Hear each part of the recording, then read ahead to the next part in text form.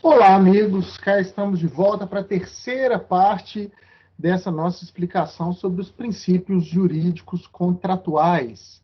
Falávamos do princípio da boa-fé e dos seus subprincípios, quando a gente interrompeu a segunda parte, e a gente retoma agora com o princípio da justiça contratual, que é bem mais simples que o princípio anterior, né, que nos antecede nessa explicação.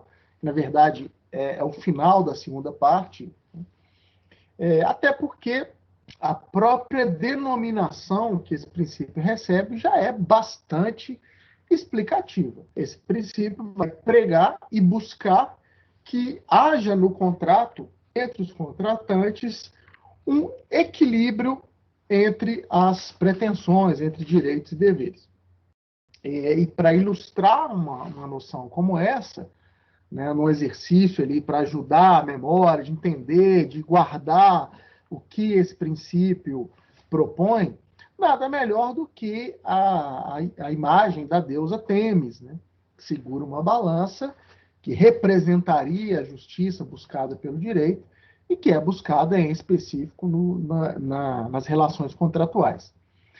Claro, a gente não vai falar aqui de um equilíbrio matemático, quer dizer, né, as obrigações têm que ser exatamente, milimetricamente idênticas e proporcionais às obrigações, porque em um contrato esse raciocínio matemático ele não está presente. Alguém pode perfeitamente aceitar uma obrigação um pouquinho mais rigorosa do que ela seria prevista em outros, ou até do que foi prevista em outros contratos pela outra parte, celebrados pela outra parte, mas porque aquele contratante tem mais urgência, tem um interesse específico naquele objeto contratual, ou vice-versa. É muito comum as pessoas aceitarem vantagens um pouco menores do que realmente a sua contraprestação mereceria, mas porque tem uma pressa em obter essa contraprestação mais rapidamente, por exemplo, o pagamento pela venda de um bem, a pessoa vai aceitar um pagamento um pouco menor do que aquele bem vale, porque tem pressa de receber esse dinheiro e precisa do dinheiro para uma outra negociação que vai lhe trazer muita vantagem, como um investimento, como uma outra compra, enfim. O raciocínio matemático ele não reflete totalmente as intenções que as partes podem ter no contrato. Ok, isso a legislação, a doutrina e a jurisprudência bem sabem. Só que também é verdade que desequilíbrios exagerados, obviamente, não são desejados pelos contratantes. Há uma margem de pequenos desequilíbrios que são tolerados porque são compensados por outras vantagens que o contratante identifica naquele contrato. Mas há um certo limite a partir do qual a gente pode falar em um desequilíbrio efetivo ou uma injustiça contratual. Aqui a busca é tanto pelo chamado equilíbrio genético ou congênere, que vai aparecer na celebração do contrato. É preciso que o contrato já se seja celebrado de forma equilibrada, claro, ponderando pequenas desproporções ou pequenos desequilíbrios que são normais e naturais numa relação humana, mas além de um certo ponto, né, não se vai tolerar que um contrato seja profundamente desequilibrado. Se assim ele surgir, o que a gente vê, por exemplo, nas hipóteses de lesão ou de estado de perigo, que a gente estuda na teoria geral do direito privado, que inclusive há vídeos aqui no canal do YouTube que falam sobre eles, são hipóteses de equilíbrio genético que o direito vai ofertar ao contratante meios, argumentos e até caminhos processuais para poder reforçar, restaurar aquilo. Mas também se busca, a partir dessa principiologia, desse preceito, o chamado equilíbrio funcional, que exige não apenas que o contrato seja formado de forma minimamente equilibrada, mas que ele se mantenha equilibrado, que ele se mantenha justo ao longo também da sua execução. Se um contrato nasce minimamente equilibrado, mas se desequilibra ao longo de sua execução, por fatores supervenientes, vai haver um desequilíbrio funcional e também esse princípio vai demandar do legislador, da doutrina e da jurisprudência que se municie o contratante de meios para também desfazer esse desequilíbrio. A gente vai encontrar isso se concretizando no nosso direito contratual atual, por exemplo, em figuras como a resolução por onerosidade excessiva, que também tem um vídeo no meu canal do YouTube, tratando especificamente dele. Beleza. Adiante, temos ali o princípio da função social do contrato. Já tão falado nessa sequência de exposições minhas sobre os princípios jurídicos contratuais, e como eu já tive a oportunidade de pincelar antes, esse preceito, ele trabalha a partir da premissa de que o contrato, tudo bem, interessa primordialmente às partes, responsabiliza e gera prerrogativas, principalmente às partes contratuais, mas ocupa, sim, um papel na sociedade, influencia a sociedade e pode ser uma influência boa, na medida que seja um contrato adequado, ou uma influência muito negativa, na medida que seja um contrato inadequado.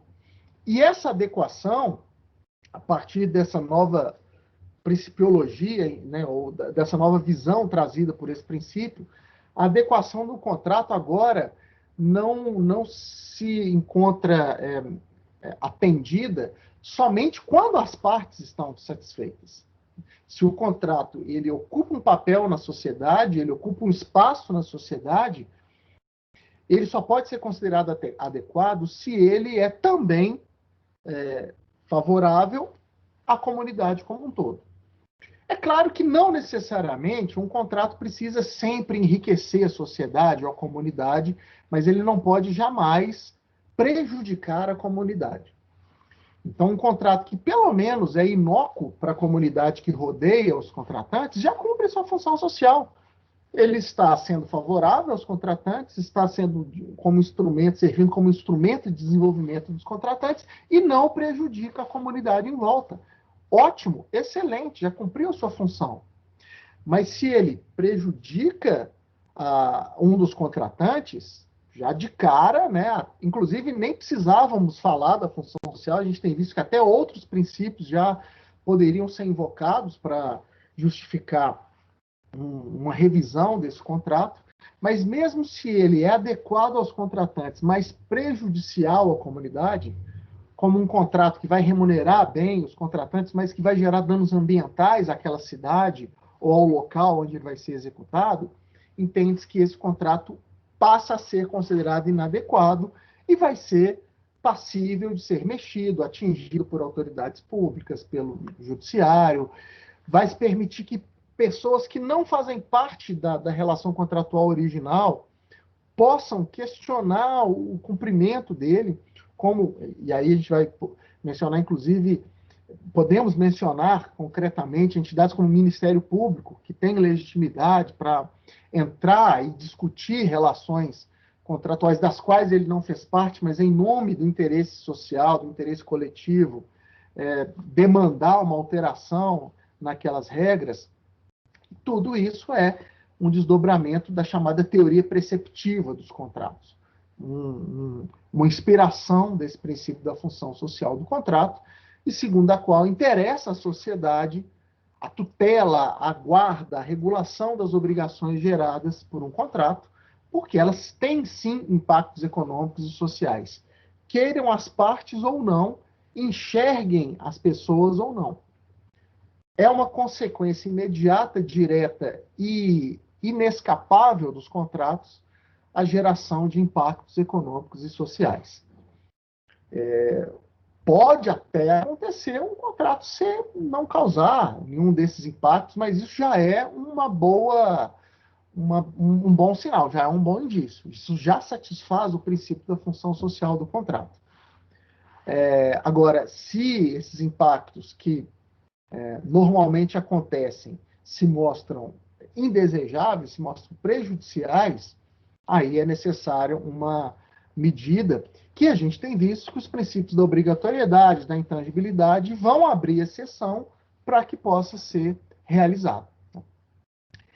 Essa imagem que está aí no slide, eu achei muito interessante, achei que ela se liga muito bem à noção da função social, porque, claro, há uma ilustração ali, mas que mostra exatamente que uma relação entre duas pessoas, em dois indivíduos, é uma relação que está ali no centro da imagem, as duas pessoas, inclusive, cercadas por um retângulo, até remetendo àquela metáfora que eu usei lá atrás, né, do contrato criando um mundo próprio entre os contratantes, um mundo à parte, quase como uma bolha entre os contratantes.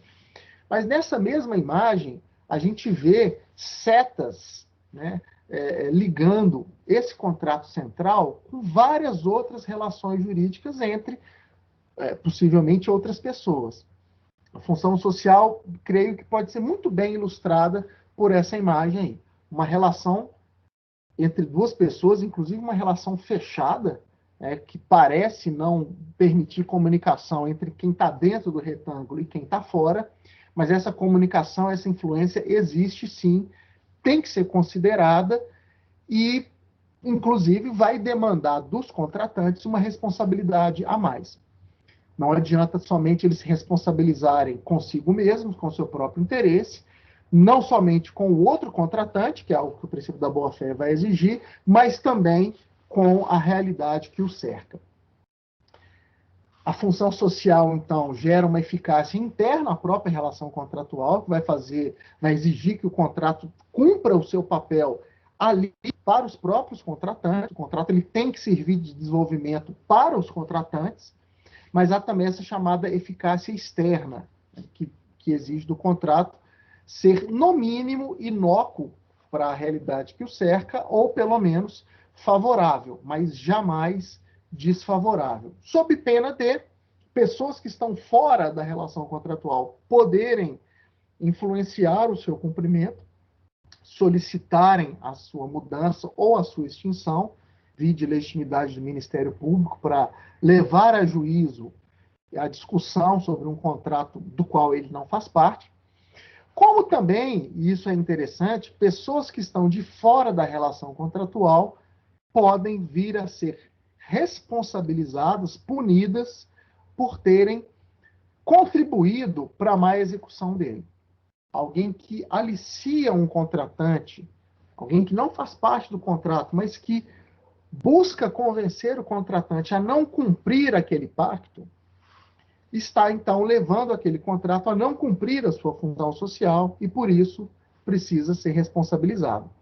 Mais uma vez, a gente se vê diante de um discurso que já foi suficiente em um passado remoto, mas que hoje soa cínico, que seria aquela fala desse terceiro, né, que influenciou o descumprimento de um contrato, dizendo, mas eu não faço parte desse contrato. Se ele não foi cumprido, o contratante é que tem que ser responsabilizado. Né? Eu estou aqui, na minha, não tenho obrigação nenhuma. Como eu disse, isso já foi suficiente muito tempo atrás, mas hoje não cola mais, porque o princípio da função social do contrato traz essas pessoas que estão do lado de fora para a responsabilidade de não prejudicar o cumprimento contratual. Você não faz parte da relação contratual? Ok, então você não pode, por exemplo, ser cobrado pelo cumprimento direto de uma relação contratual, tudo bem. Você, a princípio, não poderia exigir o cumprimento de alguma regra, tudo bem, mas você tem pelo menos uma obrigação que pertenceria aos contratantes, somente a eles, mas que agora é estendido também a terceiros. A obrigação de não contribuir para o mau cumprimento de um contrato.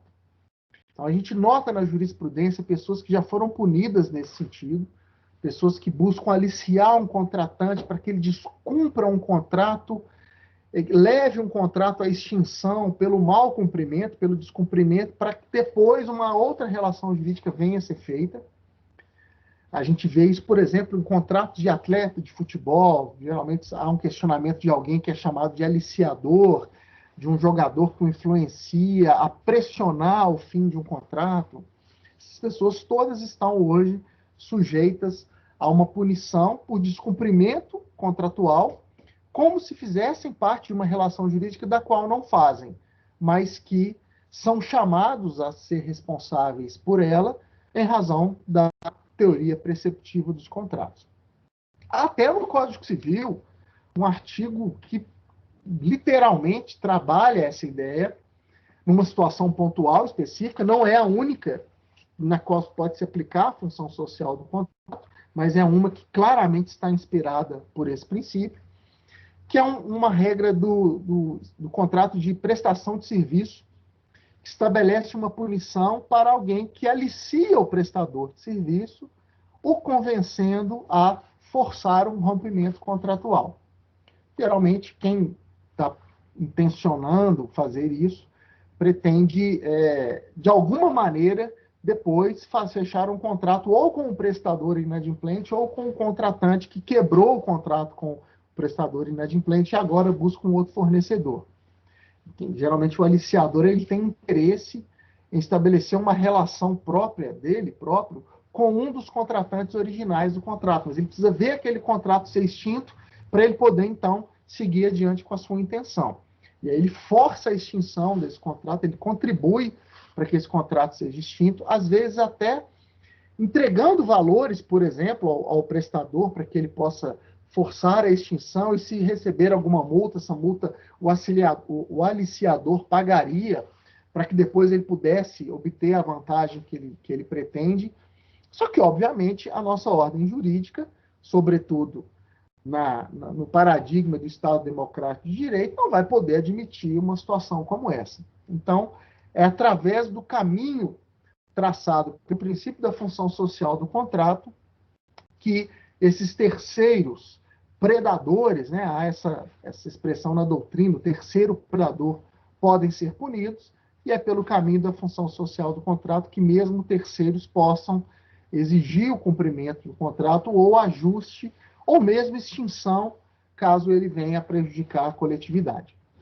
Então, até por isso que lá, quando a gente falou do princípio da relatividade, eu ponderei que aquela noção de que o contrato só gera efeito entre as partes já não é tão forte quanto já foi no passado. Hoje a gente vê aberturas para influência de fora para dentro do contrato, e mesmo de dentro para fora dele, envolvendo terceiros. Terceiros demandando o cumprimento do contrato, terceiros sendo punidos pelo não cumprimento do pacto. Bom, se a função social do contrato é tão importante, deve ser preservada, deve ser objeto de tutela jurídica tão rigorosa, a gente pode afirmar que a noção de que os contratos têm que ser conservados e preservados na medida do possível é uma decorrência lógica do preceito que vimos no slide anterior. Ou dizendo de outra forma, é um subprincípio da função social a ideia da conservação ou preservação dos contratos. Uma ideia bastante antiga, é verdade, mas que ganha maior força com a teoria preceptiva dos contratos. Esse princípio, claro, reconhece que o contrato pode encontrar problemas que vão levar a que ele venha a ser mexido pelo Estado, pelo Poder Judiciário. São as flexibilizações que hoje a gente encontra no princípio da intangibilidade, no princípio da obrigatoriedade. Não se quer, com a ideia da conservação e preservação dos contratos, que o contrato, a todo custo, seja mantido e não venha a ser extinto a despeito do que isso possa causar, de modo algum. Isso seria, inclusive, um contrassenso a tudo que eu disse neste e nos vídeos e nas outras partes dessa explicação. Prioritariamente, o nosso direito quer que o contrato cumpra uma função social, que os contratantes atuem segundo a boa-fé objetiva, que o contrato cumpra todos ali os objetivos da ordem jurídica pensados para ele, inclusive o desenvolvimento das partes.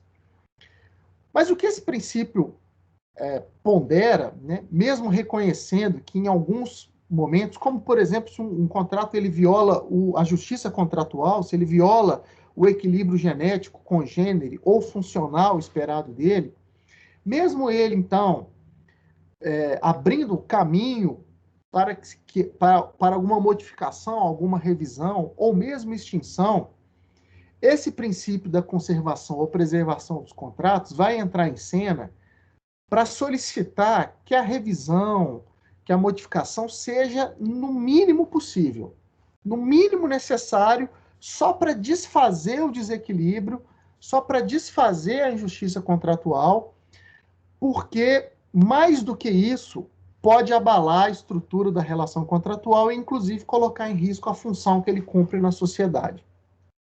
Dizendo de outra forma, se a gente identifica que um contrato ele tem um certo desequilíbrio e a gente parte já para a postura do judiciário de simplesmente extinguir esse contrato, a gente pode estar na busca da solução de um problema menor, renunciando a todos os benefícios que aquele contrato ainda poderia trazer. É mais adequado, esse subprincípio nos apresenta, simplesmente mexer naquilo que está desequilibrado, consertar aquele desequilíbrio, mas manter o contrato ainda vigorando, porque a sociedade ainda retirará dele algumas vantagens. Nem que seja ver o contratante tendo as expectativas contratuais atendidas agora que o desequilíbrio foi consertado, e com isso esse contratante depois pode devolver para a sociedade a vantagem patrimonial obtida no contrato, por exemplo, por meio de novos gastos, de novos contratos que ele fará no futuro, por meio de maior qualidade de vida que ele vai oferecer para sua família, dentre vários outros desdobramentos. Então, esse princípio ele serve muito como um lembrete de que o equilíbrio tem que ser buscado, a justiça contratual tem que ser buscada, a função social é importante, a boa-fé objetiva é indispensável, mas na identificação de algum problema, não vamos usar uma medida extremada e explodir com tudo. Não vamos, usando aquela expressão, né, de que não se deve matar um mosquito com uma bala de canhão, não se deve usar um canhão para matar uma formiga, porque é um meio gravoso demais para um resultado que pode ser obtido com medidas muito mais sutis. Essa metáfora também serve para cá. Vamos nos focar no que está errado nesse contrato, vamos mexer só ali, modificar ou tirar do contrato o mínimo possível para manter tudo que se puder ser mantido, porque a sociedade vai ganhar com esse contrato sendo cumprido até o final. Mais em algumas situações, menos em outra, mas a partir do momento que o contrato teve o seu problema consertado, ele tem muito a contribuir, nem que seja para as próprias partes, e isso depois volta para a sociedade de alguma maneira. Então a gente vê essa noção, como eu disse, ela nem é tão recente assim. A gente vê, por exemplo, na regulação que o Código traz para a figura do erro. O erro, um vício de consentimento, pode levar à anulação de um negócio jurídico. O Código vai dizer que um negócio jurídico celebrado mediante erro é anulável, mas aí o artigo 144 traz o princípio da conservação ou preservação dos contratos e vai colocar, olha, se a pessoa que é beneficiada pelo erro propuser um ajuste no contrato para que o erro deixe de prejudicar o outro contratante, esse contrato, então, não deve, esse negócio jurídico não deve ser anulado, deve ser apenas revisado e cumprido pelas partes até o final. Ou seja, o erro, ele vicia o negócio jurídico porque alguém o celebra pensando em certas circunstâncias do negócio e, de repente, se depara com circunstâncias diferentes. Há um vídeo no meu canal do YouTube explicando esse vício do consentimento chamado erro. Lá eu trago mais detalhes para isso. Então, a princípio, o Código diz que o negócio jurídico celebrado mediante erro deve ser invalidado, o que é uma pena, porque, claro que há um desequilíbrio genético, né, um desequilíbrio congênere nesse negócio jurídico. Claro, ninguém quer que o contratante se sacrifique, se prejudique só para que esse negócio jurídico não seja invalidado, mas também, se esse erro puder ser consertado, reparado, se o desequilíbrio congênere poderá ser desfeito mediante uma revisão, se esse contrato puder ter o equilíbrio restaurado, é melhor, então, mantê-lo em vigor, para que as partes, então, cumpram suas obrigações, entreguem as vantagens umas às outras, e com isso a sociedade vai ser toda beneficiada, ainda que indiretamente, ainda que de modo muito sutil, mas haverá essa vantagem. Mesma coisa aparece no parágrafo 2º do artigo 157, que vai comentar também outro vício do consentimento, que se uma parte oferecer à outra uma complementação contratual que reduza ou que anule, melhor dizendo, anule o desequilíbrio desse contrato, o tornando de novo justo, também esse negócio jurídico, esse contrato não deve ser anulado, deve ser mantido, entre outras palavras, ou em outras palavras, o Código deixa muito claro, em vários artigos, o artigo 167 caminha nesse sentido também, que a revisão, o reparo do desequilíbrio, é sempre um caminho prioritário frente à pura e simples extinção daquele vínculo. E por fim, amigos e amigas, né, temos o princípio do consensualismo, também chamado do princípio do informalismo. É um dos mais antigos, é um dos mais básicos do direito contratual. Diria até que é um dos mais simples, mas curiosamente, talvez seja um dos mais ignorados. É muito, muito comum a gente ver nas pessoas que não têm formação jurídica a ideia equivocada, segundo esse princípio nos mostra, de que o contrato é somente aquilo que é levado a um papel, a um documento e assinado. Eu já ouvi pessoas dizendo, o que eu vou comentar agora, você já deve ter ouvido, pessoas que se comprometeram com outras a fazer determinadas providências e, ao serem cobradas por não terem feito aquilo que haviam se comprometido, elas falam, eu não sou obrigada, eu não assinei contrato nenhum. Pessoa, então, revelando uma pressuposição de que se ela não colocou aquele compromisso no papel, se ela não assinou, não há, então, uma obrigação jurídica de cumprir. E, na verdade, isso não é correto. O nosso direito privado, o nosso direito contratual, ele prima pela informalidade como regra, para que as pessoas criem relações contratuais entre si, como regra, há exceções, é verdade, mas como regra, elas não precisam formalizar esse acordo de vontades. É preciso que o acordo de vontades aconteça de alguma maneira, ainda que de maneira verbal, ainda que de maneira gestual, ou de qualquer maneira que deixe claro que uma pessoa está de acordo com a proposta feita pela outra. A partir do momento em que há esse acordo de vontades, nasce a relação contratual que já tem de ser cumprida. Se alguém descumpre essa relação que foi firmada informalmente, pode ser demandado no judiciário em busca ali em torno da busca de um cumprimento compulsório. É claro que haverá dificuldades práticas nesse ponto, né? Sempre vem a dúvida dos estudantes quando eu comento informalismo, no sentido de que, mas como é que o credor vai provar que havia esse contrato verbal com a outra parte, esse contrato informal com a outra parte? Realmente, essa é uma dificuldade prática, que, inclusive, é o que justifica, em muitos casos, as pessoas fazerem questão de colocar no papel as suas condições negociadas, colher as assinaturas, porque isso facilita depois a prova de que realmente aquilo foi negociado, mas isso não é obrigatório, e há saídas para isso, sim. Você pode provar que alguém combinou algo, né, com você e celebrou um contrato verbal, informal com você, mediante testemunha, mediante gravação, mediante uma confissão indireta que a pessoa fez. Você não tem prova de que aquilo foi combinado, mas você tem uma prova, por exemplo, na qual você cobrou por escrito a pessoa aquele compromisso e ela disse, olha, desculpa, vou fazer isso ainda amanhã. Quer dizer, você não tem prova do acordo, mas você tem uma admissão por escrito daquela pessoa de que realmente ela se comprometeu naquele sentido. Bom, as provas, em geral, é o processo civil que vai nos dizer como que elas podem ser produzidas, em que condições. Então, essa é uma preocupação muito mais do direito processual, traz dificuldades práticas ao direito material, sem sombra de dúvida, mas não invalida.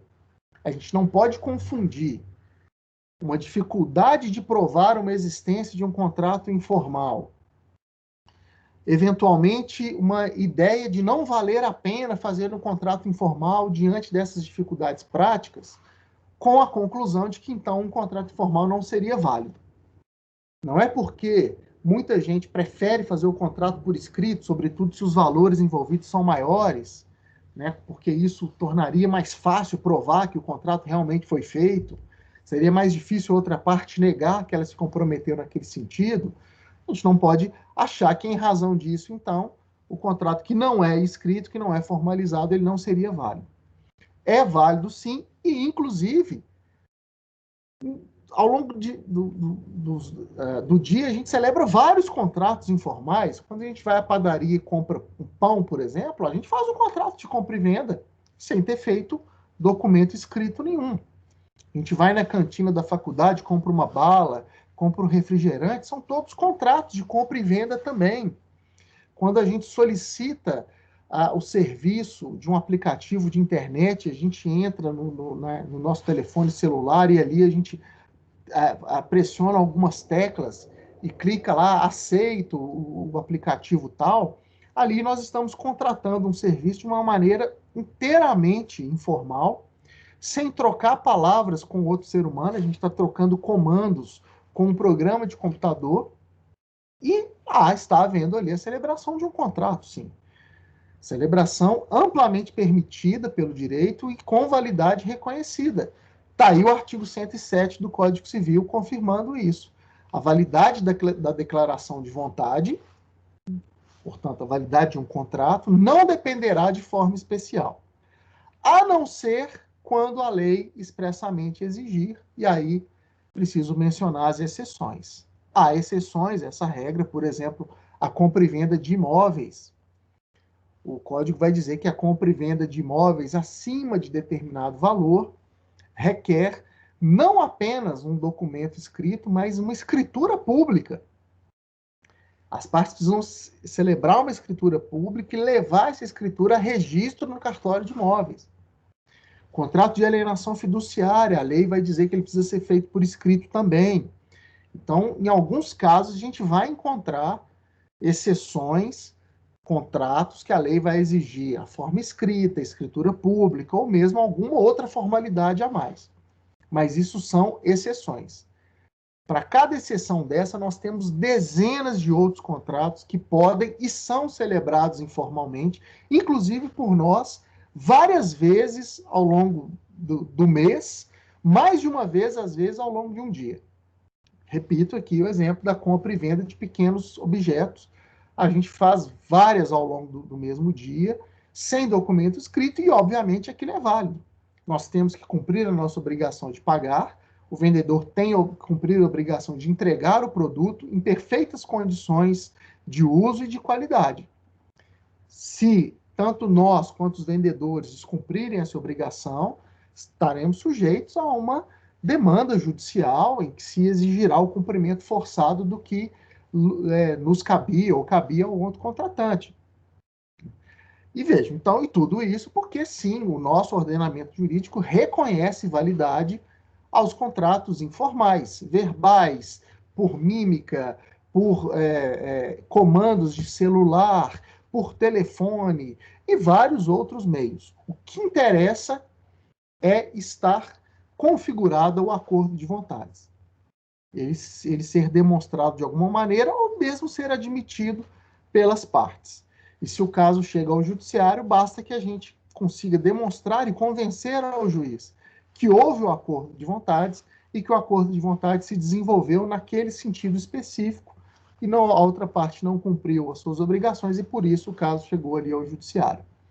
A gente só tem que ficar atento se não é um dos casos em que a lei excepcionalmente vai exigir uma formalidade. Aí não tem alternativa. Inclusive, vamos lembrar que se a lei exige alguma formalidade para um ato jurídico e essa formalidade não é cumprida, a consequência é a nulidade do ato jurídico. Então, aqui a gente vai de um extremo ao outro. Como regra, não se exige nenhuma formalidade para o contrato ser válido. Na grande maioria das vezes, basta que a gente demonstrar o acordo de vontade, seja pelo meio que o direito processual nos disponibilizar, mas excepcionalmente a formalidade é exigida e aí ela é muito exigida. O não cumprimento dela leva à nulidade daquele contrato e a negativa do reconhecimento de todos os efeitos dele, da celebração em diante. Então, ou a gente não precisa preocupar nada com a formalidade, a não ser por aspectos práticos, né? A gente querer ter mais ou menos facilidade de prova, então a gente colhe ali um documento ou outro. E o outro extremo é uma exigência total de formalidade que não pode ser descumprida de jeito nenhum, sob pena de nulidade. Como é que a gente vai saber se a formalidade é exigida ou não? Lembra que, como regra, não há essa exigência, volta à remissão do artigo 107. Agora, todas as exceções à regra do informalismo precisam estar previstas em lei. Então, você precisa procurar saber se o contrato que você está celebrando, querendo celebrar, tem uma lei que o regule detalhadamente, vá até essa lei e verifique se lá há uma exigência de alguma formalidade específica. Não havendo exigência de formalidade, ou mesmo não havendo uma lei regulando aquele contrato em detalhes, você vai para a regra geral, então, que é o do consensualismo. Beleza, pessoal? Finalizamos com isso, então, nossa abordagem sobre os princípios jurídicos contratuais, pelo menos os mais importantes, os mais aplicáveis no dia a dia do direito. Então, só tenho a agradecer a atenção de todo mundo. A gente volta depois com outras gravações, com outros temas, mas essa unidade está finalizada. Muito obrigado, pessoal. Obrigado aí pelo prestígio aos meus vídeos. A gente fica por aqui. Até a próxima. Tchau, tchau.